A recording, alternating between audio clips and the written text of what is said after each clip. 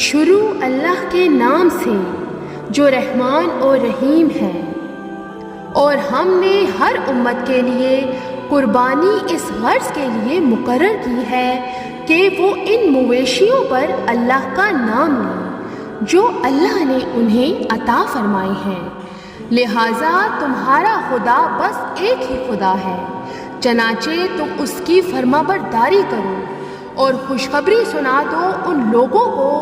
جن کے دل اللہ کے آگے جھکے ہوئے ہیں۔ اور قربانی کے اونٹ اور گائے کو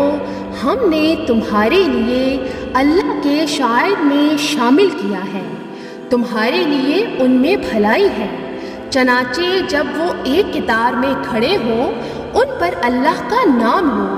پھر جب ذبح ہو کر ان کے پہلو زمین پر گر جائیں تو ان کے گوشت میں سے خود بھی کھاؤ اور ان محتاجوں کو بھی کھلاؤ جو صبر سے بیٹھے ہوں، اور ان کو بھی جو اپنی حاجت ظاہر کریں۔ اور ان جانوروں کو ہم نے اسی طرح تابع بنا دیا ہے تاکہ تم شکر گزار بنو۔ اللہ کو نہ ان کا گوشت پہنچتا ہے نہ ان کا خون، لیکن اس کے پاس تمہارا تقویٰ پہنچتا ہے۔ اس نے یہ جانور اسی طرح تمہارے تابع بنا دیے ہیں